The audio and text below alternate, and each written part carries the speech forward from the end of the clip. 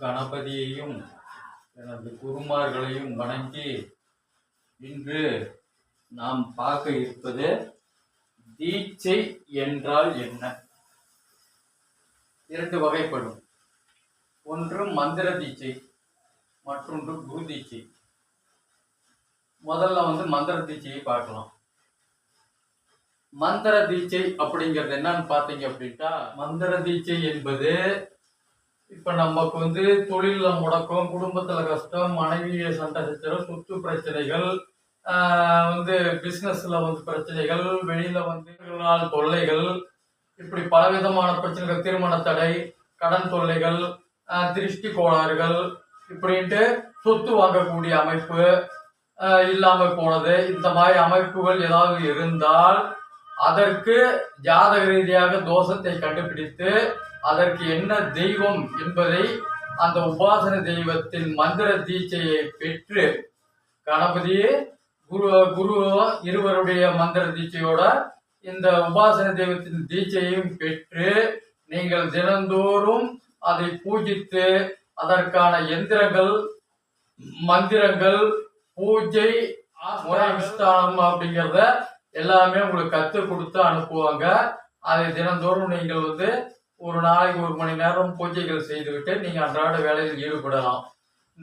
இதையே மந்திர தீட்சை என்பது சொல்வது. அது மந்திரம் மட்டுமே உங்களுக்கு காது வழியாக சொல்லப்படும். எழுத்துப்பூர்வமும் உங்களுக்கு கொடுத்துருவாங்க. ஆனால் காதுல அது முறையாக சொல்ல வேண்டும். அப்படிங்கிறதுக்காக அது மந்திர தீட்சை என்று சொல்வார்கள். இதில் இல்லறத்தில் இருப்பவர்கள் செய்யலாமா, தீட்சை எடுக்கலாமன்னா, இந்த தீட்சை மட்டுமே இல்லறத்தில் இருப்பவர்கள் இந்த தீட்சை எடுக்கலாம், சகலமும் ஆடலாம். சரிங்களா? குடும்பத்தில் உள்ள அத்தனை சந்தோஷங்களையும் நீங்க சகலமும் ஆடலாம். அதெல்லாம் வெற்றி கிடைக்கத்தான் இந்த மந்திர தீட்சை என்ற பெயர். சரிங்களா? இப்ப இரண்டாவது தீட்சை அப்படின்ட்டு பார்க்கும் பொழுது குரு தீட்சை அப்படின்னு சொல்லுவாங்க. இந்த குரு தீட்சை அப்படின்னா என்னன்னு பாத்தீங்க அப்படின்ட்டா,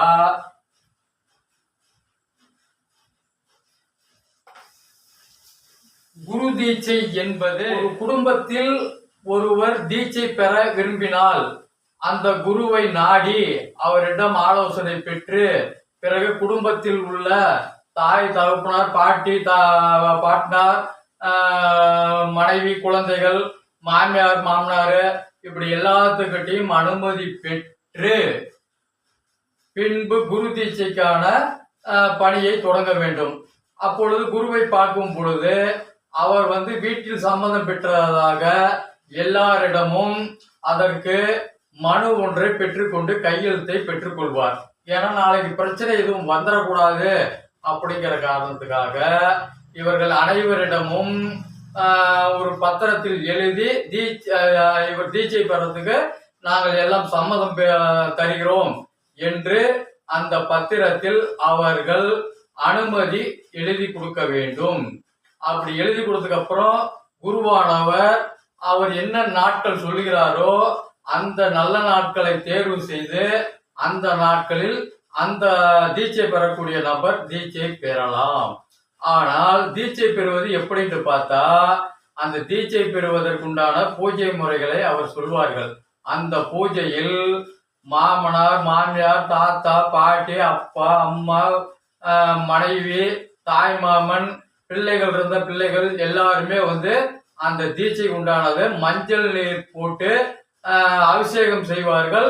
அதற்கான சடங்கு முறைகளையும் அந்த குருமார்கள் சொல்வார்கள். இப்படி செய்து வீட்டில் இருந்து அவர் குருகுலத்துக்கு, குரு இருக்கும் இடம் குருகுலம், அந்த குரு இருக்கும் இடத்துக்கு அவர்களை அழைத்து செல்வார்கள். அழைத்து சென்று நீங்கள் விட்டு விட வேண்டும். அத்தோடு உங்கள் வேலை முடிந்து விட்டது. முதல் வருடம் தீட்சை என்பது குரு கொடுப்பார். அந்த தீட்சை பெற்றுக்கொண்டால் குடும்பத்தில் இருப்பவர்கள் எந்த ஒரு தொடர்பும் இருக்கக்கூடாது.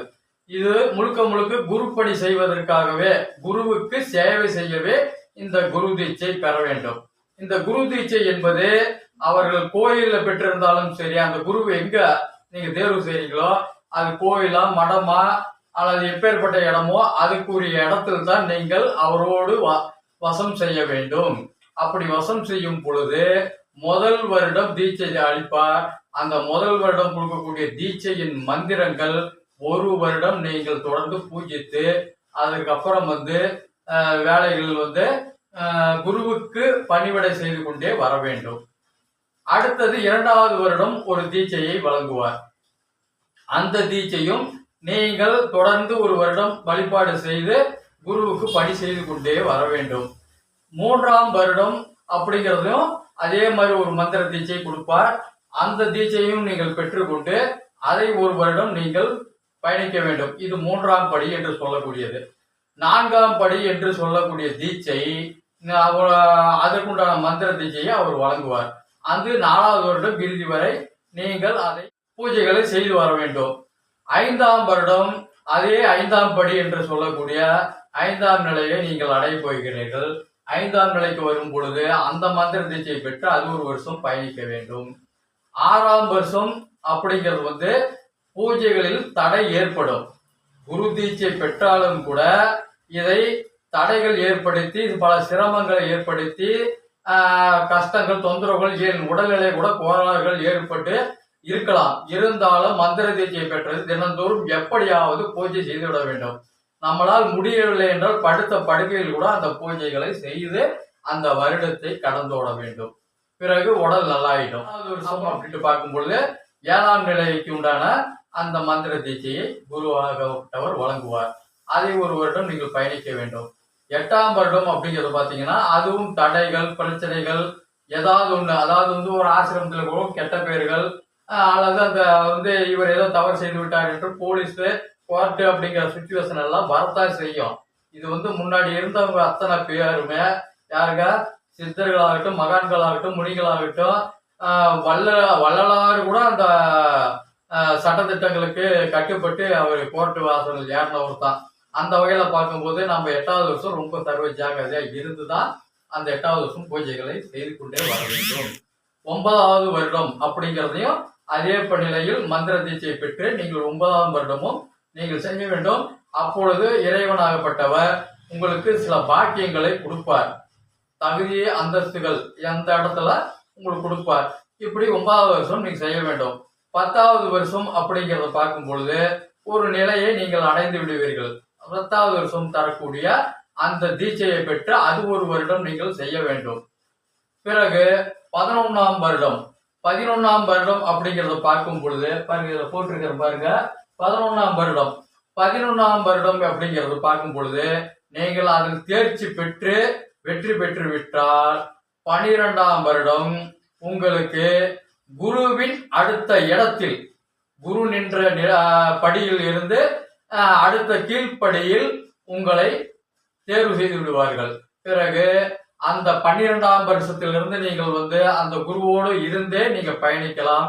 பிறகு இந்த குருவுக்கு பின் அந்த இடத்தில், அதாவது கோயில் நிர்வாகம் அல்லது எந்த ஒரு நிர்வாகத்தில் நீங்க இணைகிறீர்களோ அந்த நிர்வாக ஆசிரமமாக இருக்கலாம் அல்லது வேற எதுவாக வேணாலும் இருக்கலாம். அந்த 2ஆம் நிலை முடித்து 12ஆம் வருடத்தில் அந்த குரு முடியாத காலகட்டங்களில் அவர் உங்களுக்கு பூர்ண தீட்சையை வழங்கி அந்த பொறுப்பையும் உங்களுக்கு வழங்கி மகுடம் சூட்டி உங்களுக்கு இந்த பொறுப்பை முழுமையாக அந்த இடத்தை நீங்கள் நிர்வகிக்கும் பொறுப்பை தந்தருள்வார். இதிலிருந்து என்ன தெரிகிறது அப்படின்னா, தீட்சை என்பது 12 வருடங்கள் வனவாசம் போவது நீங்கள் ஒவ்வொரு வருடமும் தீட்சை பெற்று வெற்றி பெற்றால் மட்டுமே அந்த குருகுலத்தின் தலைமை பொறுப்பை நீங்கள் ஏற்க முடியும். ஒரு தீட்சிதராக அல்லது குருவாக அல்ல ஒரு நிர்வாக பொறுப்பாக எப்படி வேண்டும்னாலும் நீங்கள் சத்குருவாக இப்படி எப்படி வேணுமாலும் நீங்க பொறுப்பேற்றுக் கொள்ளக்கூடிய ஒரு வாய்ப்பு ஏற்படும். இதுவே பாத்தீங்க அப்படின்ட்டா குரு தீட்சை. இந்த குரு தீட்சைக்கு இக்குடும்பத்துக்கும் சம்பந்தமே கிடையாது. அனைத்தும் குருவின் கட்டுப்பாட்டில் மட்டுமே இருக்க வேண்டும். அந்த குரு வழிபடும் தெய்வத்தை நீங்கள் தொடர்ந்து வழிபாடு உங்க காலத்துக்கு வழிபாடு பண்ண வேண்டும்.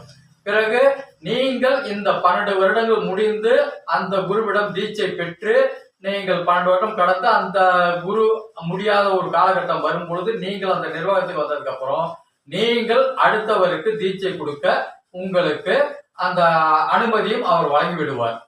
அந்த அனுமதி வழங்கிவிட்டால் அதுக்கப்புறம் வரக்கூடிய காலங்களில் நீங்கள் எல்லோருக்கும் குரு தீட்சை வழங்கலாம். இதுதான் குரு தீட்சை அப்படிங்கிறதுக்கான அர்த்தம். ஒன்று மந்திர தீட்சை, அது இல்லறத்திலிருந்து செய்யக்கூடிய ஒரு விஷயம். இந்த குரு தீட்சை என்பது நீங்கள் திரும்ப இல்லறத்துக்கு வரவே முடியாது. நான் குரு தீட்சை பெற்றுக்கொண்டு இல்லறத்தில் இருக்கிறேன், அது ஒன்றும் பிரச்சனை ஒன்றும் கிடையாது, அதெல்லாம் வந்து அது சொல்றாங்க இது சொல்றாங்க அப்படிங்கிறதெல்லாம் எதுவுமே கிடையாதுங்க. மந்திர தீட்சை பெற்றவர் அந்தந்த தெய்வத்தை வணங்கும் தெய்வத்தை பொறுத்து அவர் வந்து என்ன உணவு எடுத்துக்கலாம் அப்படிங்கிறத சைவம் அசைவம் மற்ற உணவுகள் எல்லாமே வந்து அதுல வந்து அவங்க சொல்லிடுவாங்க. இந்த தீட்சை பெற்றுவிட்டால் குருவினுடைய வாழ்வே உங்களுக்கு முழுமை.